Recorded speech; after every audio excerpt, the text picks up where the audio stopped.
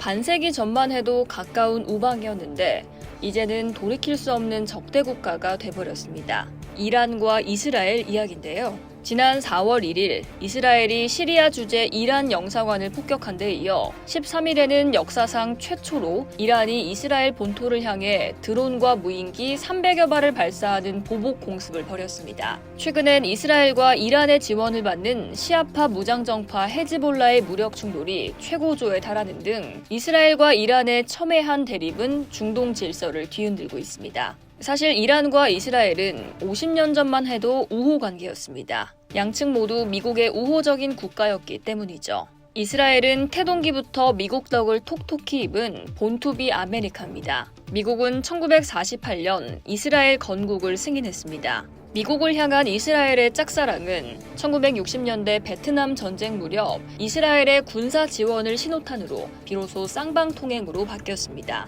학자들은 이후 이스라엘이 미국의 우산 아래 놓였다고 해석하고 있습니다. 이란도 중동 내 대표적인 친미 국가였습니다.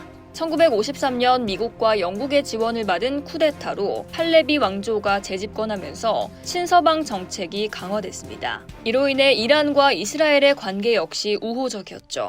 이란은 이스라엘에 석유를 공급했고 이스라엘은 이란에 다양한 농업 기술을 제공했습니다. 특히 이스라엘의 관계 기술은 이란의 농업 생산성을 높이는 데 기여했습니다. 양국은 군사 및 정보 분야에서도 긴밀하게 협력했습니다. 이란의 정보기관인 사바크는 이스라엘의 모사드와 협력하여 정보 공유 및 교육을 받았습니다.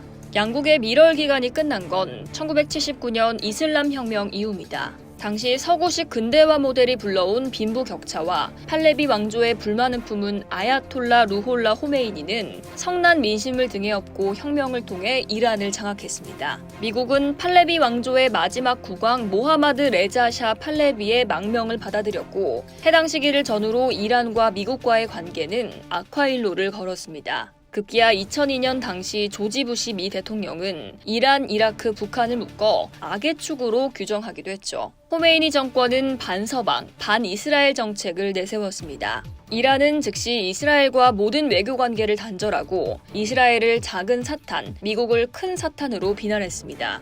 이후 이란은 팔레스타인 독립운동을 강력히 지지하며 이스라엘을 팔레스타인 영토를 불법 점령한 국가로 비난하기 시작했습니다. 여기에 더해 팔레스타인 무장단체 하마스와 이슬라믹 지하드 등을 지원하기 시작했죠. 이란은 시리아와 레바논의 헤즈볼라 등 친이란 세력을 지원하며 중동에서의 영향력을 확대하려 했습니다. 헤즈볼라는 이스라엘과 여러 차례 무력 충돌을 일으켰으며 이는 이란과 이스라엘 간의 긴장을 더욱 고조시켰습니다. 이란과 이스라엘은 직접적인 군사 충돌보다는 간접적인 방법으로 주로 충돌했습니다.